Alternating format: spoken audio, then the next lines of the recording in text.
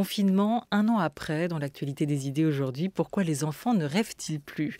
Quatrième rencontre d'une série d'entretiens commencée lundi. Aujourd'hui, avec la pédopsychiatre Angèle Consoli. Elle exerce à l'hôpital parisien de la Pitié-Salpêtrière. Elle a intégré le mois dernier, avec 3 autres professionnels, le conseil scientifique, où elle a pour mission d'aider le gouvernement à se forger une conviction. Voilà pour la feuille de route qui lui a été présentée et qu'elle a acceptée. Le conseil ne prend pas de décision, rappelons-le. Il oriente, il avise, il fait des recommandations pour aider l'exécutif dans la gestion sanitaire de la pandémie. Bonjour Angèle Consoli. Bonjour et merci beaucoup de cette invitation. Merci à vous d'être avec nous. En plus, il n'a pas été facile, je crois, de vous libérer à ces heures-ci. On est donc en direct. Normalement, vous êtes avec vos confrères et consoeurs autour de la table du conseil scientifique. Ce petit moment pour nous éclairer un peu sur ce qui s'y joue et surtout sur votre quotidien à vous de pédopsychiatre depuis la pandémie. Avec vous, la pédopsychiatrie a fait son entrée, on le disait, au conseil scientifique, un an après le début de l'épidémie.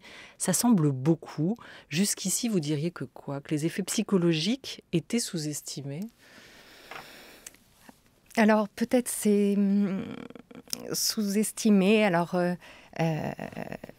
peut-être qu'il y avait tout ce temps d'autres priorités et que, comme toujours, la psychiatrie vient un peu à la fin ou est un peu la dernière roue du carrosse.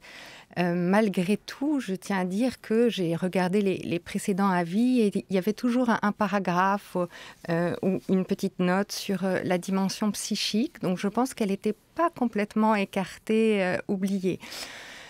Ensuite, on voit qu'il y a eu une baisse, une diminution des consultations, des demandes de soins, d'un certain nombre de paramètres sur l'activité médicale psychiatrique pendant le confinement. Et pour revenir à des niveaux antérieurs, mais il y a un effet un peu, peut-être, qui est un peu décalé dans le temps. Et c'est peut-être ça aussi qui a joué. Parce que là, très nettement, c'est depuis la rentrée 2020, la fin de l'année, qu'on voit des effets majeurs en termes de santé mentale chez les enfants et les adolescents. Qu'est-ce que c'est, ces effets majeurs? Pour n'en citer que quelques-uns et comprendre tout de suite avec vous l'ampleur du problème ou de la question qui se pose. C'est vrai qu'il y a des populations particulièrement vulnérables, on le sait maintenant, les personnes âgées, les personnes qui ont été malades du Covid et les sujets jeunes, enfants, adolescents, étudiants, et aussi les malades qui avaient des pathologies mentales avant la pandémie. Mais concernant les enfants, les adolescents, les sujets jeunes, on a vu, si vous voulez, depuis septembre, c'est très marqué depuis octobre-novembre, le deuxième confinement, et ça ne fait qu'accroître depuis la fin de l'année et depuis début 2021, une augmentation du nombre de consultations, de passages aux urgences et d'indications d'hospitalisation pour ces jeunes. Alors, à la fois pour des états de dépression, en particulier pour les moins de 15 ans, des symptômes dépressifs, des épisodes dépressifs, voilà, avec l'ensemble des critères, des états anxieux, des manifestations anxieuses, des troubles du comportement alimentaire et des idéations suicidaires, beaucoup de gestes, idéations, gestes suicidaires, ce qu'on appelle la crise suicidaire, et quand même. Alors ça concerne aussi beaucoup les 12-17 ans, mais quand même pour que vous ayez une idée de cet accroissement, en janvier, on avait plus 80% de passages dans les lieux d'urgence pour ce type de symptômes et plus 79%, donc quasiment 80%, d'indications d'hospitalisation pour ces jeunes. Donc vraiment, il y a un effet majeur en termes de santé mentale, parce que là, je parle pas de la détresse psychologique et de manifestations très légères de Non, les mal-être. urgences, on imagine que c'est déjà des symptômes ou des pathologies lourdes qui sont alertées et signalées à ce moment-là. Est-ce que vous diriez, janvier, on est un peu moins du coup d'un an après le premier grand confinement. Aujourd'hui, mars, nous y sommes, un an après. Est-ce que ce sont les effets encore à retardement de ce confinement ou est-ce que ce sont les suites de la crise sanitaire?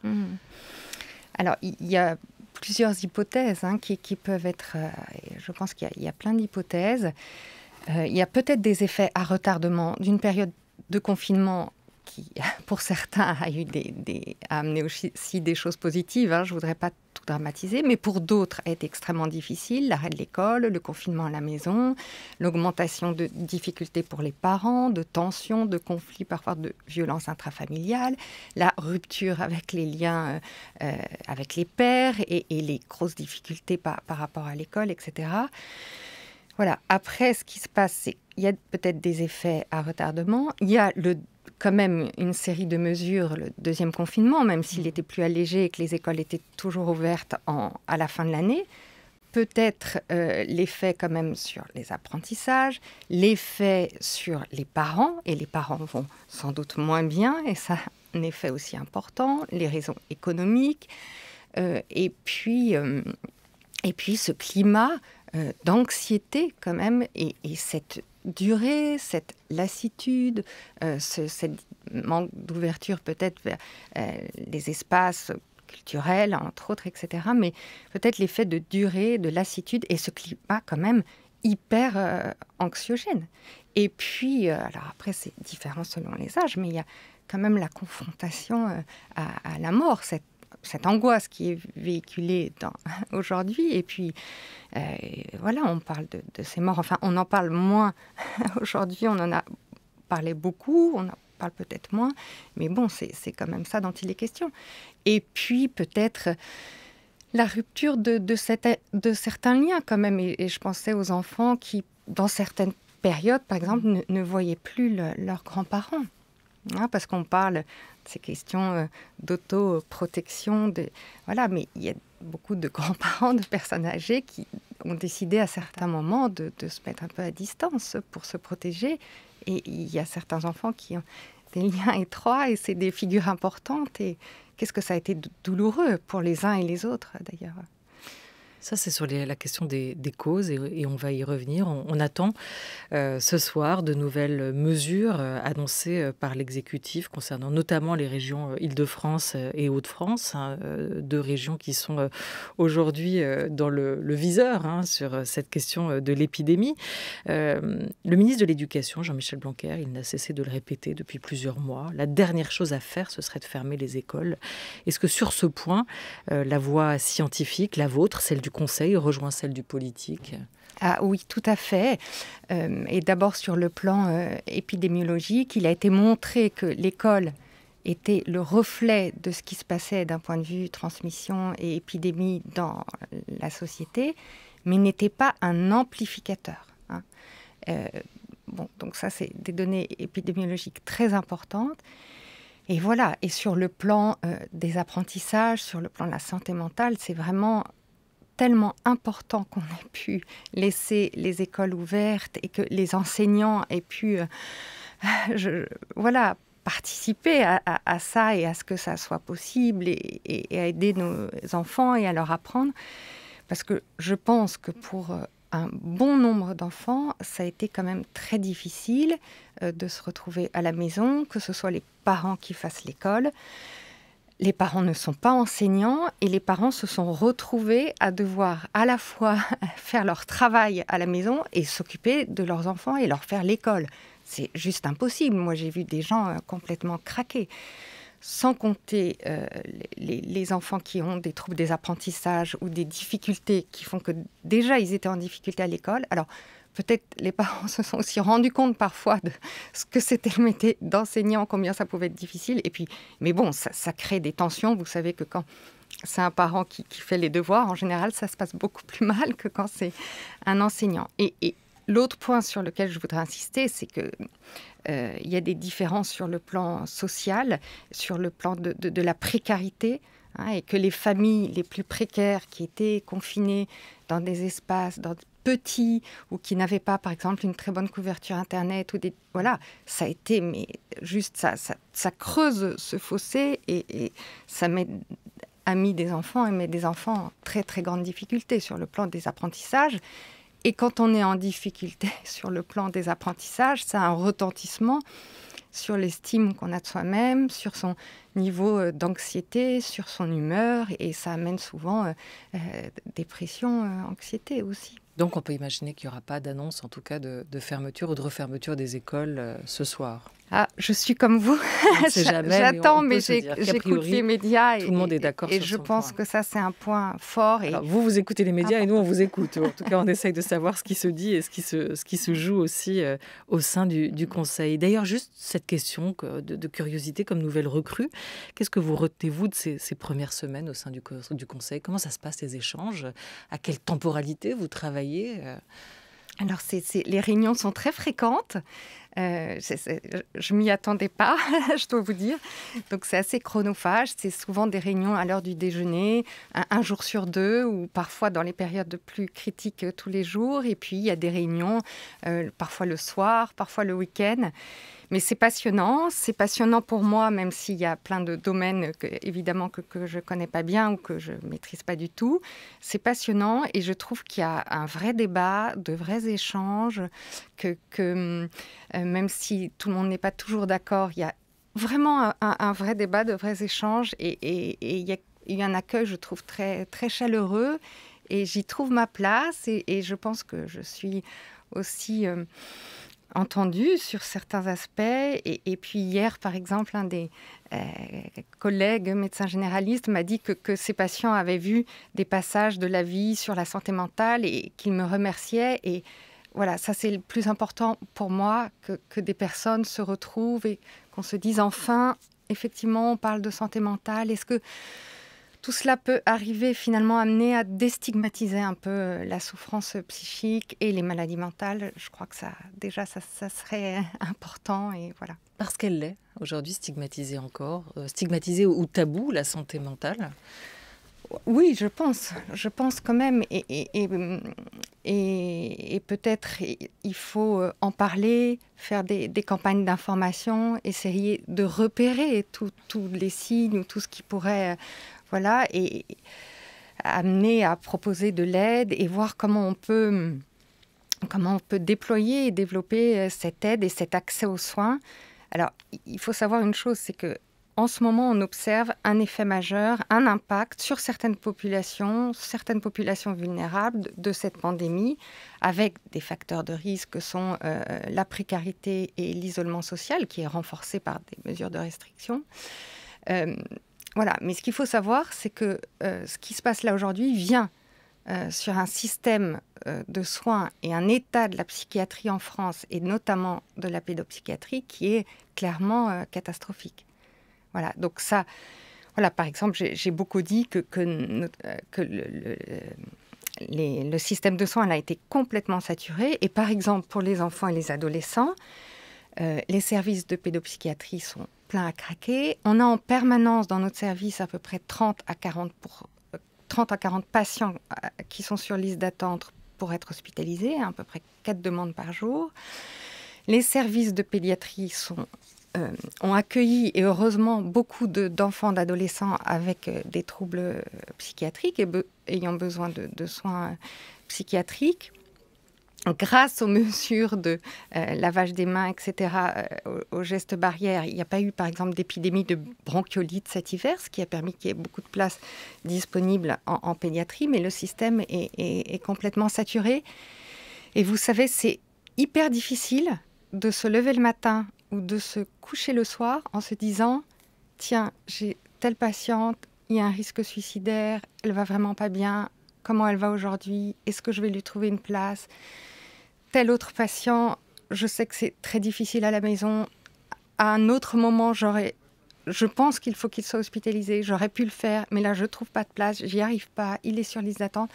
D'avoir ces situations préoccupantes, inquiétantes, et de pas avoir des réponses et de se sentir totalement impuissant. C'est aussi très difficile. Et voilà, je voulais en parler aussi. Mais c'est important parce que la pédopsychiatrie et la psychiatrie, mais la pédopsychiatrie surtout, va mal depuis de nombreuses années. Vous venez de le rappeler, il y a un manque de soignants, un manque de lits d'hospitalisation, un système extra-hospitalier qui ne se porte pas beaucoup mieux, avec des réductions aussi de personnel. Ça, c'est pour le soin. On n'a pas non plus mis le paquet sur la prévention, avec des services de PMI qui sont démantelés, d'autres qui fonctionnent à flux tendu. Le problème, il n'est pas nouveau. Vous venez de le rappeler, Angèle Consoli. Mais la crise, elle révèle et elle réveille aussi peut-être les failles de ce système.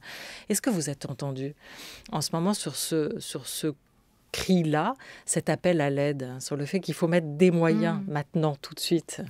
Je crois qu'on va davantage se battre dans les semaines, les mois qui viennent pour se faire entendre. Il y a quand même une mobilisation là, des pédopsychiatres, des universitaires en pédopsychiatrie. Je crois qu'on commence à être mieux entendus. Et voilà, vous savez qu'il y a les assises de la psychiatrie qui ont été actées, qui se mettent en place, et qu'il y a une volonté politique. Voilà, vous savez il y a eu un certain nombre de choses qui se mettent en place. J'espère qu'elles porteront leurs fruits. Et puis parfois, il y a des volontés politiques, mais localement, on va dire, il y a des enjeux, des arbitrages qui font que est-ce qu'on a envie de donner des moyens supplémentaires à notre discipline qui vont peut-être en enlever à d'autres? Bon, c'est des vraies questions. Mais là, vous dites que c'est plus simplement une question d'envie, c'est une question de nécessité. Et on peut peut-être aller au-delà. Vous êtes pédopsychiatre. A priori, votre spécialité, c'est les enfants et les ados. Mais ce qu'on ne dit pas, c'est que ceux dont vous vous occupez aujourd'hui, ce sont les adultes de demain. Bien sûr. Quelle société on est en train de créer, de former aujourd'hui ? Je ne sais pas, ça c'est une vaste question, mais je crois effectivement que les enfants les plus jeunes méritent qu'on se préoccupe d'eux, qu'on prenne soin aussi de leur vie psychique et de leurs difficultés psychologiques, psychiatriques. Je pense que c'est un enjeu majeur parce qu'on sait qu'il y a un certain nombre de symptômes qui vont persister des enfants à l'adolescence, des adolescents à l'âge adulte. Je pensais, ça me venait en tête parce que je me disais, il ne faut pas que je l'oublie non plus. Dans le domaine de la petite enfance, on a eu des retours sur le terrain, alors peut-être pas encore de choses tout à fait épidémiologiques, chiffrées, mais de retard de langage chez des enfants. Aussi une forte demande de consultation qui a augmenté pour des retards de langage, pour des difficultés de sommeil chez des tout-petits. Voilà. Et puis aussi, un des motifs, c'est l'augmentation de tensions, de conflits intrafamiliaux. Mais c'est vrai que cette histoire de langage, il y a peut-être l'effet des masques, que certains professionnels ont souligné, parce que le langage, ça s'apprend la lecture labiale aussi, en regardant l'autre, en regardant la motricité, etc. Peut-être le fait de l'anxiété qui augmentait chez les parents ou chez des professionnels et un peu moins d'interaction. Je ne sais pas, mais en tout cas, il y a ce problème de langage. Et puis, chez les tout-petits, qui sont des éponges au climat et à ce qui se passe autour d'eux, il y a ces troubles du sommeil qui peuvent être un témoignage de certaines anxiétés de la famille. La parole, elle est au cœur de tout. Est-ce que c'est vrai que face à l'augmentation de la détresse, Angèle Consoli, est-ce que c'est vrai qu'on a de plus en plus recours aussi aux médicaments, même pour les plus petits ? Pour des tout petits, là, dont je parle, médicaments, non, je ne crois pas. Et puis, pour un certain nombre de ces symptômes-là dont on parle, les premières indications et les soins sont principalement des soins de nature psychothérapeutique. Voilà, il faut que ça le reste et pour ça, il faut le temps et les moyens pour pouvoir se l'appliquer. On a parlé de l'isolement, de ce qui a pu être créé par cette crise sanitaire, par le premier confinement et par les semaines, les mois qui ont suivi. La solitude, l'enfermement du confinement, la violence sociale, mais aussi peut-être la peur avec cette parole trop anxiogène et trop incertaine. Ça touche les adultes, mais les enfants sont aussi le réceptacle de cette incertitude-là à travers leurs parents et parce qu'ils entendent des bribes de ces discours. On n'a pas parlé ou peu encore de l'isolement dans l'isolement. Et c'est le cas pour des familles où vivent des enfants handicapés aujourd'hui. Je vous propose d'écouter un extrait d'un hashtag signé Anne-Laure Jumet, réalisé en mai dernier pour France Culture. Les personnes handicapées, elles ont du mal à faire entendre leur voix. Ça a toujours été le cas. C'est particulièrement le cas aujourd'hui encore dans cette crise sanitaire. On va écouter le témoignage d'une mère d'un enfant handicapé mental. Ce confinement a tout réduit à néant. Là, au bout d'un mois, je suis extrêmement fatiguée parce que mon enfant est en perte de repère, qu'il n'a pas d'activité. J'ai réussi à emmener pendant un mois, lui faire la classe et l'emmener comme je pouvais un petit peu partout. Mais aujourd'hui, j'ai mes forces qui m'abandonnent, parce que il peut se réveiller 4 à 5 fois la nuit. Et la journée, vous l'entendez, c'est pour ça que je vous fais une vidéo. Il va être sur le balcon et il essaye de repérer tous les livreurs parce qu'il est obsessionnel de pouvoir rencontrer les facteurs et les livreurs qui peuvent potentiellement lui apporter un livre. Parce que c'est vraiment l'objet fétiche de mon fils. On s'en est beaucoup servi quand il était bébé. Parce que, alors qu'il ne pouvait pas bouger ses bras et ses jambes, je lui apportais le monde à travers l'histoire d'un livre. Je lui apportais les mots et les sensations. Et aujourd'hui, il a 11 ans, il a de la force. Et devant une frustration ou devant justement une perte de repère, il va se mettre extrêmement en colère. Et ces colères que nous avions quand il était bébé de façon récurrente, on va dire presque 5 à 6 fois par jour, on les retrouve aujourd'hui, mais dans un corps plus grand, plus costaud. Et aussi la nuit. Et la nuit, à 3h du matin, je ne suis pas forcément opérationnelle pour gérer ce genre de problématique. Voilà, Céline Martinez, maman de cet enfant qu'on entendait d'ailleurs dans le reportage, William. Quand vous entendez le témoignage de cette mère, Angèle Consoli, qu'est-ce que ça vous évoque de cette double exclusion aussi que certains sont en train de vivre aujourd'hui ? Alors bon, je suis particulièrement touchée parce que j'ai reconnu la voix de cette maman que je connais. Et je voulais dire qu'effectivement, dans le champ du handicap, alors pour moi, c'est plutôt le champ de la déficience intellectuelle, des syndromes autistiques, ça a été vraiment très, très difficile et très éprouvant, et pour les jeunes, et pour leurs familles, les aidants. Ça a été des périodes très compliquées et pour moi, source de beaucoup de préoccupations. J'ai aujourd'hui aussi en tête des jeunes que, effectivement, j'aimerais hospitaliser et que je ne peux pas. Mais d'abord, il faut savoir qu'il y a certaines, dans le champ du handicap, il y a certaines maladies rares ou certains syndromes génétiques qui peuvent être déjà, qui peuvent représenter un risque. Par exemple, il y a une étude en France, EPIPHAR, qui a montré que les personnes avec trisomie 21 étaient beaucoup plus à risque d'infection et de décès. Bon, il y a aussi toute une série de comorbidités. Mais vous imaginez déjà, pour toutes ces familles, il y a une inquiétude de se dire « mon enfant est plus vulnérable que d'autres, je risque de lui transmettre la maladie ».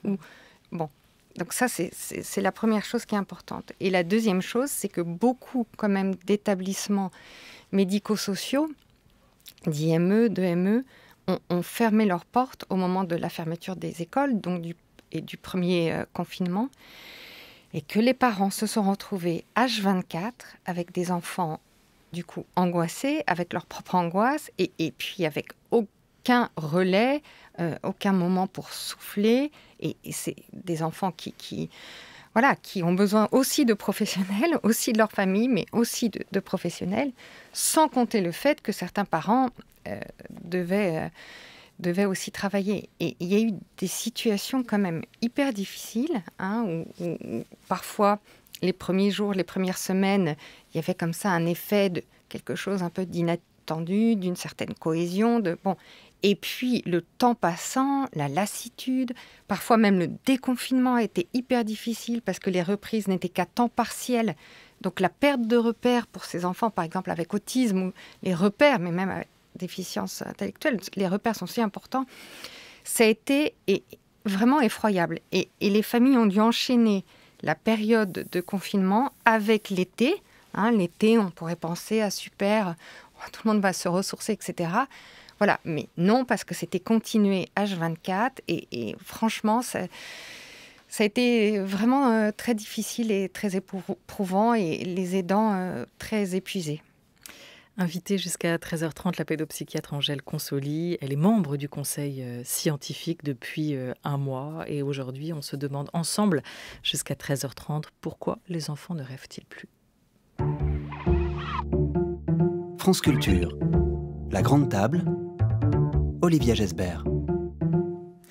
Il y en a un qui est écrivain et qui est venu passer quelques jours dans l'hôpital et le service de pédopsychiatrie que vous connaissez bien, celui de la Pitié-Salpêtrière, où vous officiez, vous exercez depuis tant d'années, Angèle Consoli. Lui, c'est Emmanuel Carrère. Il a fait ce reportage, il l'a réalisé pour l'hebdomadaire L'Obs. Il a passé quelque temps là-bas et voici ces mots, ce qu'il rapporte. Il dit « J'ai passé une dizaine de jours dans ce service, l'unité Simon, un service de la pédopsychiatrie de la Pitié, c'est pour essayer de dire quelque chose de la psychiatrie et plus précisément des troubles des enfants et des adolescents en temps de Covid, puisque quel que soit le sujet qu'on aborde aujourd'hui, on l'aborde sous l'angle du Covid.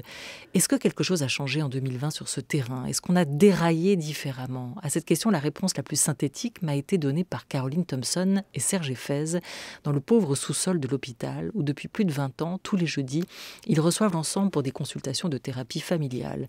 Ils en voient passer. Ils en ont vu passer des adolescents en souffrance et des parents catastrophés. Et pour sauter tout de suite à la conclusion, ce qu'ils disent peut se résumer ainsi. Le confinement a rendu fous les gens normaux. En revanche, il a plutôt calmé les fous. C'est moi qui dis fou, écrit Emmanuel Carrère. Mais le mot ne fait pas peur à Thompson et Effez. Ils ont assez de bouteilles pour ne pas euphémiser, ne pas parler par acronyme à rallonge et sont tout à fait d'accord pour appeler ainsi les patients chroniques, ceux dont l'hôpital psychiatrique est le cadre de vie. Ceux-là, selon leur état, soit ils ne se sont rendus compte de rien parce qu'ils sont confinés de toute façon et ils ignorent totalement ce qui se passe à l'extérieur, soit ça leur a fait du bien de s'apercevoir que tout le monde était désormais confiné comme eux.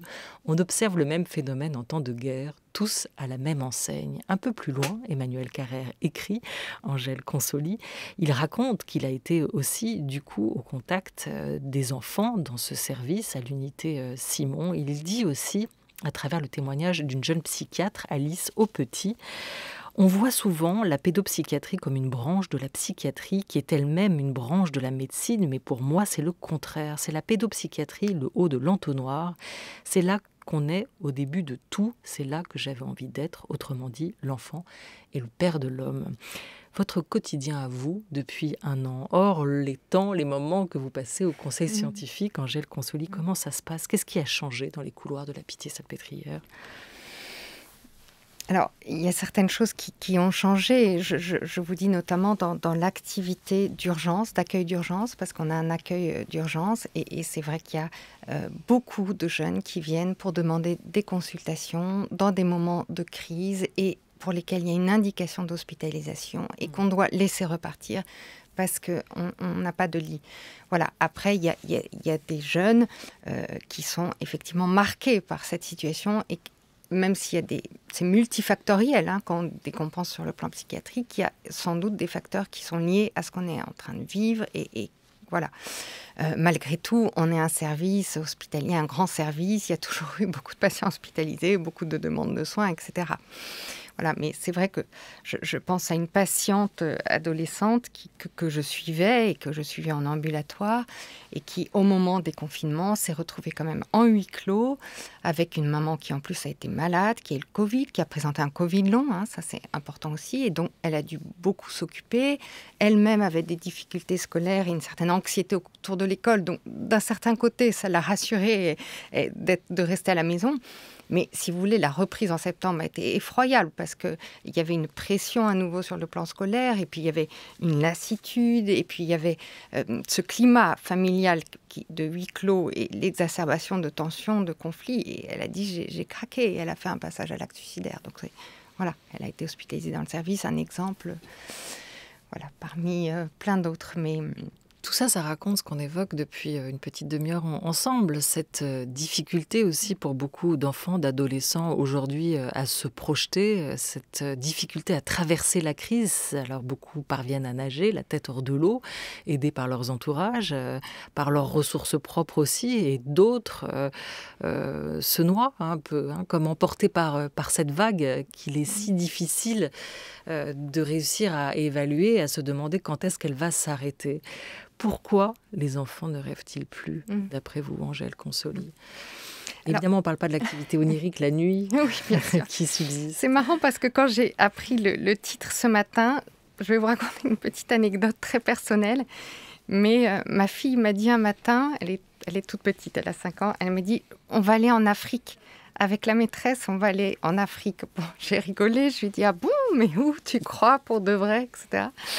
Et après, j'ai envoyé un mail à la maîtresse qui envoie régulièrement des photos parce qu'on a moins d'échanges, voilà.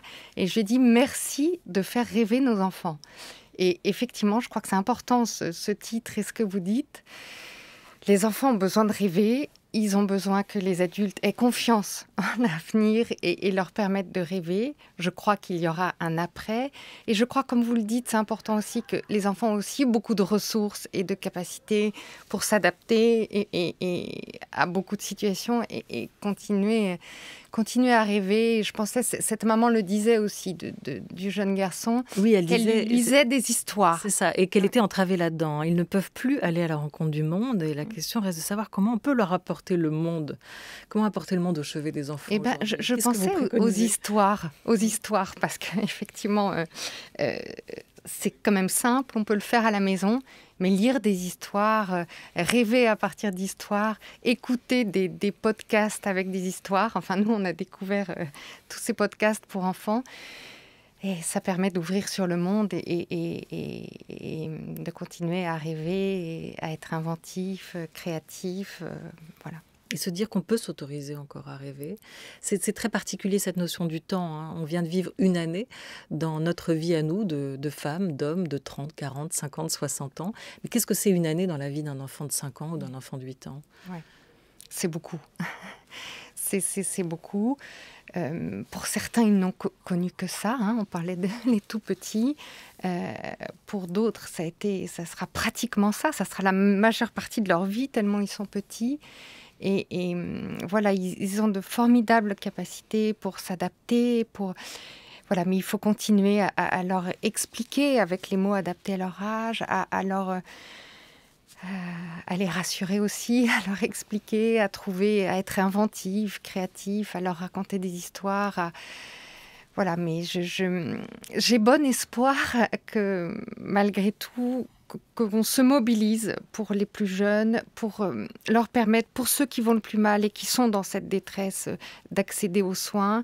Et puis pour les autres, j'ai bon espoir qu'on puisse leur reproposer à nouveau plus de rêves. Allez, on prend rendez-vous avec les assises dont vous nous avez parlé, Angèle Consoli. Merci beaucoup à vous d'être passé autour de cette grande table. Merci. Un grand merci à Jean Bulot et Jean-Christophe Brianchon avec Laura Dutèche-Pérez pour cette grande table des idées. Merci beaucoup à Henri Leblanc et Oriane Delacroix pour la grande table culture avec les toujours précieuses de Valentine Alloin et de Cathy Renaud à la réalisation. C'était Thomas Beau avec Jean-Guilain Meige.